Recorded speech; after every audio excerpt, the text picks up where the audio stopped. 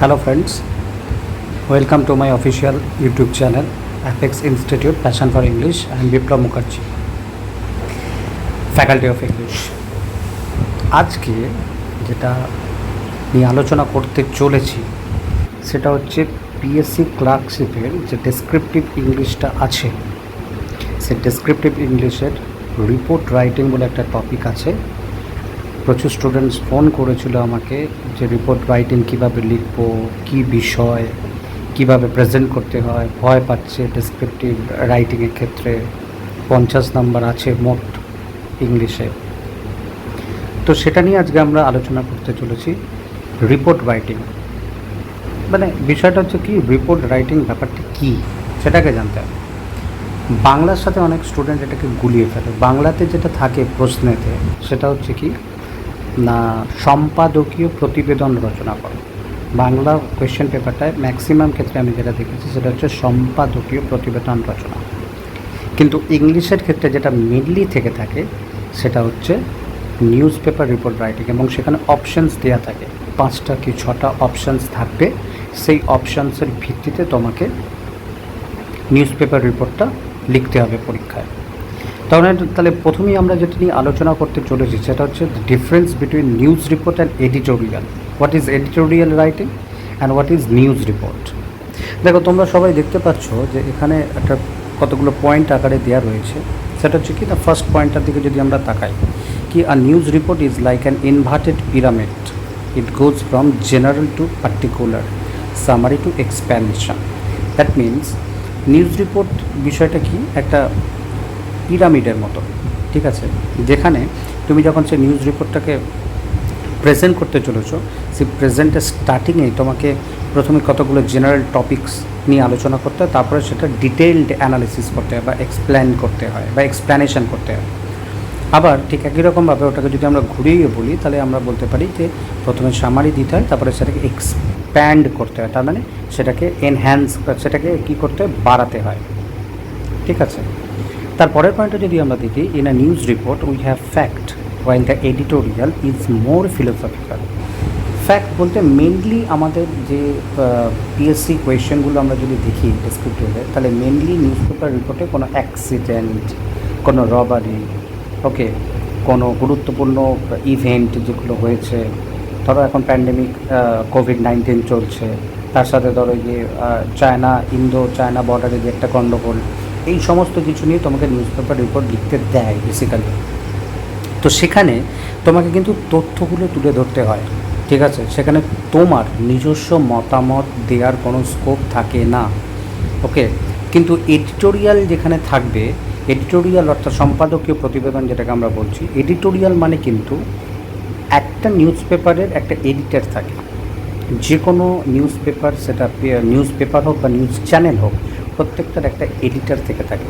সেই এডিটর তার নিজস্ব মতামত সেখানে ব্যক্ত করেন, সেখানে কোনো ফ্যাক্ট হয়তো তুলে ধরেন, সেই পরিপ্রেক্ষিতে তিনি সেটাকে ব্যাখ্যা করেন বা অ্যানালিসিস করেন।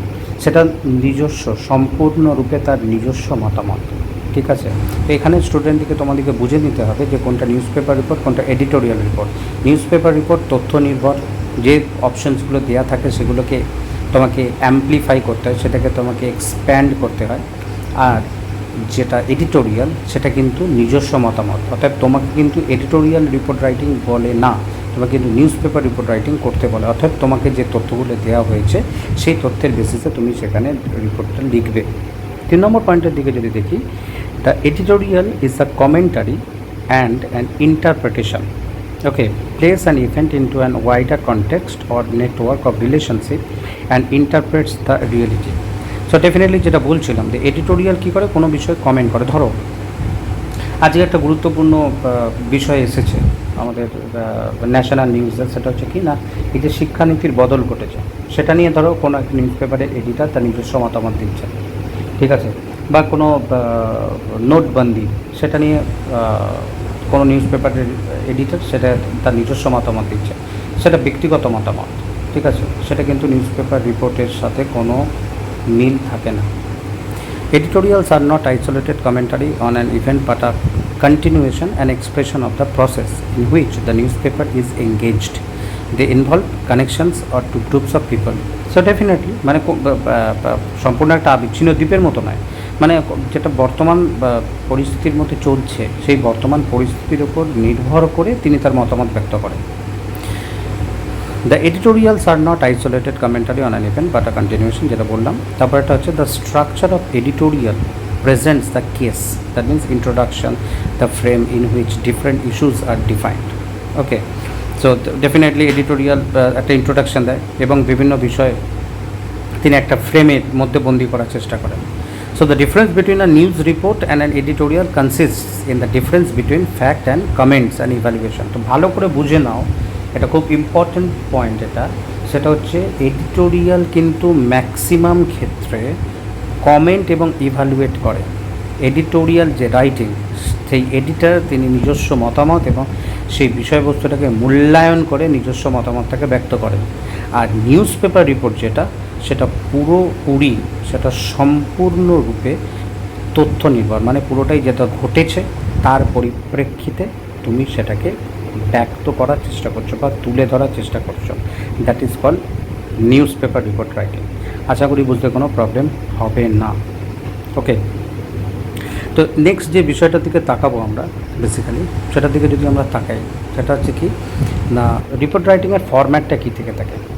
ঠিক আছে, মানে কারণ আমরা যদি দেখি রিপোর্ট রাইটিংয়ের ফরম্যাটটা কী থেকে থাকে, তাহলে সেই ফরম্যাটটা যদি আমরা দেখি, তাহলে প্রথমেই দেখো এই যে দুরকম রিপোর্ট হতে পারে, একটা ম্যাগাজিন রিপোর্ট, একটা নিউজ পেপার রিপোর্ট।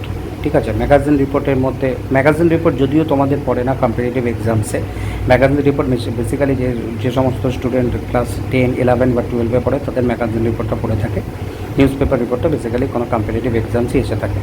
তো আমরা যদি দেখি ডিফারেন্স বিটুইন ম্যাগাজিন রিপোর্ট এবং নিউজ পেপার রিপোর্ট, তাহলে দেখতে পাবো কি ম্যাগাজিন রিপোর্টের ফার্স্ট পয়েন্টটা কী বলছে, হেডিং, আর নিউজ পেপার রিপোর্টে হেডলাইন। মাইন্ডেড, ম্যাগাজিন রিপোর্টের প্রথমে বলছে হেডিং, নিউজ পেপার রিপোর্টে কিন্তু প্রথমে হেডলাইন। ওকে, তুমি যদি কোনো নিউজ পেপার দেখে থাকো তাহলে প্রথমেই দেখবে একটা বোল্ড ভাবে একটা হেডলাইন থাকে, সো তার নিচে সেটাকে ব্যাখ্যা করা থাকে। তো ওটাই ম্যাগাজিন রিপোর্টে হেডিং বলে, এটাকে হেডলাইন বলা হয়। এবং বেসিক্যালি ম্যাগাজিন রিপোর্টে একটা বাইলাইন থাকে। বাইলাইন বলতে তার নিচে একটা কে লিখছে সেটা তুলে ধরতে হয়। ঠিক আছে, বাইলাইন। আর নিউজ পেপার রিপোর্টের মধ্যে কিন্তু বাইলাইন থাকে অ্যালং উইথ দ্য ডেজিগনেশন। মানে কি, ম্যাগাজিন রিপোর্টের ম্যাক্সিমাম ক্ষেত্রে কোনো স্টুডেন্ট লিখে থাকে, সেই জন্য স্টুডেন্টের শুধু নাম দিলেই চলে। ঠিক আছে, কিন্তু নিউজ পেপার রিপোর্টের ক্ষেত্রে কে লিখছে সেটা ডেজিগনেশন সমেত দিতে হয়। তার মানে কি, বেসিক্যালি আমরা যদি বলি কি by a staff reporter, okay, by special correspondence, okay, by our network team বা আওয়ার স্পেশাল স্টাফ রিপোর্টার, এরকম কিছু একটা বাইলাইন এবং ডেজিগনেশন দিতে হয় নিউজ পেপার রিপোর্টের ক্ষেত্রে। ম্যাগাজিন রিপোর্টে কী থাকে, ওপেনিং প্যারাগ্রাফ থাকে। মানে কি, ম্যাগাজিন রিপোর্টের মধ্যে তুমি ওপেনিং প্যারাগ্রাফ, অর্থাৎ সেখানে ডেট, প্লেস এগুলো মেনশন করার দরকার থাকে না, সরাসরি তুমি লিখতে শুরু করে দিতে পারো। কিন্তু নিউজ পেপার রিপোর্টের ক্ষেত্রে যেটা থাকে, খাতার বাঁ দিকে একদম এক্সট্রিম লেফট হ্যান্ড সাইডে তোমাকে ডেট এবং প্লেসটার উল্লেখ করতে হয়। ডেট এবং প্লেসের পর তোমাকে কিন্তু সেখানে কোলনের সাইন দিতে হয়। ঠিক আছে, যদি ইয়ার কোয়েশ্চেন পেপারে উল্লেখ থাকে তবে তুমি সেই ইয়ারটা লিখবে, যদি কোয়েশ্চেন পেপারে ইয়ারের উল্লেখ না থাকে তাহলে শুধু ডেট এবং প্লেস দিয়ে দেবে। তারপর একটা অবশ্যই কোলনের সাইন দিতে হবে। ম্যাগাজিন রিপোর্টের ক্ষেত্রে কী হয়, account of the event. Okay, আর নিউজ পেপার রিপোর্টের ক্ষেত্রে কী হয়, ওপেনিং প্যারাগ্রাফ। তো definitely account of the event মানে কি, ওই বিষয় যেটা হয়েছে তার তথ্যাদি তুলে ধরতে হয়। আর এখানে তোমার ডেট এবং প্লেসের পর ওপেনিং প্যারাগ্রাফ দিতে হয়। ওপেনিং প্যারাগ্রাফ বলতে কি, মানে সেখানে কী ঘটেছে, কীভাবে ঘটেছে, এই সমস্ত বিষয়গুলো তুলে ধরতে হবে পরপর, ক্রোনোলজিক্যালি বা সিকোয়েন্স ওয়াইজ। ম্যাগাজিন রিপোর্টে কী থাকে, অ্যাকাউন্ট অফ ইভেন্টের পরই কনক্লুশন দিয়ে দেওয়া হয়, বিষয় যেটা তুলে ধরেছ তারপরই কনক্লুশন দিয়ে দেওয়া হয়।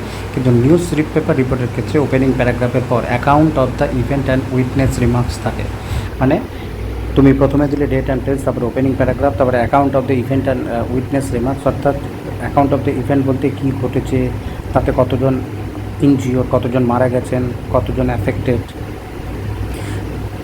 লোকাল যারা আই উইটনেস তারা কী বলেছে, তারপরে সরকার কী বলেছে, যদি সরকার ইনভলভ থাকে এই বিষয়ে, যদি ট্রেন অ্যাক্সিডেন্ট হয়ে থাকে, তো সেই সমস্ত রিমার্কস, সেই সমস্ত তথ্যাদি তুলে ধরার পর কনক্লুশন দিতে হয়। এবার দেখো ভালো করে বুঝে নাও, কনক্লুশন মানে কিন্তু তোমার মতামত নয়। কনক্লুশন মানে কিন্তু তোমার মতামত নয়। কনক্লুশন কি, সেটার জন্য বিষয়বস্তুটার দিকে এদিকে আসছে। দেখো এখানে দেখো, format of news paper report, প্রথমে থাকে হেডলাইন। হেডলাইনে কী থাকবে? আর descriptive title which is expressive of the contents of the report, মানে কি মূল যে বিষয়টা সেটাকে তুলে ধরবে।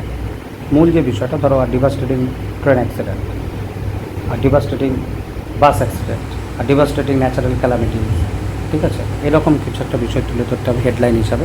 তারপর একটা বাইলাইন থাকবে। বাইলাইনে কী থাকবে?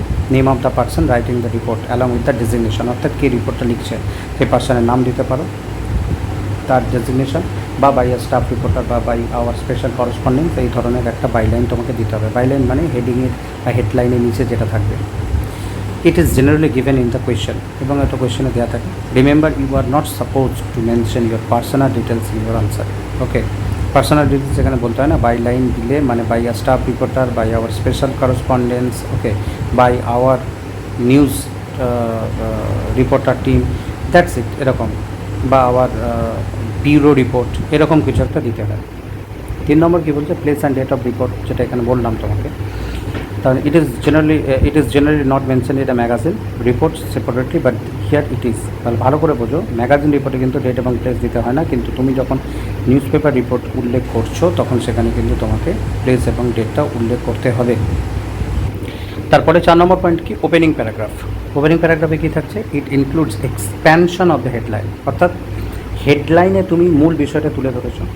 ধরো আসামে একটা মারাত্মক বন্যা হয়েছে, বর্তমান পরিস্থিতিতে আসামে মারাত্মকভাবে বন্যা হয়েছে, তাহলে তুমি ওখানে হেডিং দিয়েছো কি? Devastating natural calamity in Assam, devastating natural calamity in Assam, এরকম লেখার পর এবার তুমি যেটা দিয়েছো সেটাকে এক্সপ্যান্ড করবে, অর্থাৎ সেটাকে অ্যাম্পলিফাই করবে, সেটাকে বাড়াবে। It needs to be short as it is general overview of the report, ঠিক আছে, কনসাইজ হতে হবে। 5 নম্বর কী বলছি? Account of the event in detail. It is generally written in 2 parts. First, complete account of what happened in its chronological sequence, and second, the witness remarks. তার মানে কি বিষয়টি যেটা হচ্ছে সেটা কিসের পর কিসে হয়েছে, তার মানে ঘটনা প্রবাহ অপশানসের যদি থাকে তাহলে সেই ঘটনা প্রবাহ অনুযায়ী। প্রচুর বৃষ্টি, ধরো না আসামের বন্যা নিয়ে বলছো, প্রচুর বৃষ্টি হয়েছে, প্রচুর বৃষ্টি হওয়ার পর সেখানে নদীগুলো বিপদসীমার ওপর দিয়ে বয়েছে, বিপদসীমার ওপর দিয়ে বওয়ার পর বিভিন্ন নদীবাঁধ ভেঙে গেছে, নদীবাঁধ ভেঙে যাওয়ার ফলে কিন্তু প্রচুর জনজীবন মানে প্রাণহানি, জনজীবনে প্রচুর ব্যাপকভাবে প্রভাব পড়েছে, অর্থাৎ প্রাণহানি ঘটেছে, পশু পাখির প্রাণহানি ঘটেছে, মাটির বাড়ি ভেঙে গেছে, ফসলের ক্ষতি হয়েছে, বিভিন্ন রকমভাবে ক্ষতি হয়েছে। তো এটা তোমাকে ক্রোনোলজিক্যালি সিকোয়েন্স ওয়াইজ দিতে হবে। তারপরে শেষে তোমাকে কি দিতে হবে? দ্য উইটনেস রিমার্কস, অর্থাৎ কী বলতে চেয়েছে, মানে যারা ওখানে দেখেছে কিছু, বা সরকারি যারা ওই বিষয়ে কাজ করছে, সরকারি আধিকারিক যারা ওই বিষয়ে কাজ করছে তাদের রিমার্কস। আর শেষে কি? Concluding paragraph. কনক্লুডিং প্যারাগ্রাফে কী থাকছে? This will include the action that has been taken so far or that will be taken. It is the last paragraph. ভালো করে বোঝো, কনক্লুডিং প্যারাগ্রাফ অর্থাৎ কনক্লুশন নয়, তোমার মতামত নয়। এখানে তুমি কিন্তু তোমার মতামত দিতে পারো না নিউজ পেপার রিপোর্টে। ওখানে কী দিতে হবে? কনক্লুডিং প্যারাগ্রাফে this will include the action that has been taken so far or that will be taken, অর্থাৎ বন্যার যে হয়েছে আসামে, বা কোনো একটা দুর্ঘটনা ঘটেছে কোনো একটা জায়গায়, তারপরে সেটাকে রদ করার জন্য কি কি পদক্ষেপ নেওয়া হয়েছে, ঠিক আছে, সেটা দিতে হবে। এবং আগামী ক্ষেত্রে এই ধরো আসামের বন্যার পরিস্থিতির কথাই যদি বলি, প্রতি বছরই এটা একটা প্রবলেম, তো যাতে করে এটাকে বন্ধ করা যায় সেই বিষয়ে সরকারি কী পদক্ষেপ গ্রহণ করা হয়েছে, ঠিক আছে, এইটা দিয়ে তোমাকে শেষ করতে হবে। It's the last paragraph. Okay, তো এই বিষয়গুলোকে যদি মাথায় রাখো তাহলে আশা করি তুমি ভালোভাবে লিখতে পারবে, ভালো মার্কস পাবে, ঠিক আছে। ফরম্যাটটা হচ্ছে মেন। আর যদি ল্যাঙ্গুয়েজের কথা বলি, সিম্পল ল্যাঙ্গুয়েজে লিখবে, গ্রামাটিক্যাল মিস্টেক করা চলবে না, সেন্টেন্স ছোট ছোট লিখবে, কিন্তু সেখানে কোনো ব্যাকরণগত ভুল থাকা চলবে না। ইংরাজিতে ম্যাক্সিমাম স্টুডেন্টের একটা প্রবলেম থাকে, ঠিক আছে। বম্বাস্টিং ওয়ার্ড দেওয়ার দরকার নেই, যেরকম অপশানসে দেওয়া রয়েছে পয়েন্টস, সেই পয়েন্টসগুলোকেই সহজ সরল ভাষায় তুলে ধরো, ঠিক আছে। অতিরিক্ত এক্সাজারেশন করার দরকার নেই, এই পয়েন্টসগুলো মাথায় রাখলেই কিন্তু হবে। আগামী ভিডিওতে আমি মানে পিএসসি ক্লার্কশিপের যে প্রিভিয়াস ইয়ার্সের কোয়েশ্চেন পড়েছিল তার কতগুলো সলভড বা ডিটেলস অ্যানালিসিস করে আমি তোমাদের সামনে খুব শীঘ্রই উপস্থিত হতে চলেছি। আমার এই ভিডিওটা যদি তোমাদের ভালো লেগে থাকে তাহলে অবশ্যই সাবস্ক্রাইব করো এবং শেয়ার করতে ভুলো না। Thank you, have a nice day.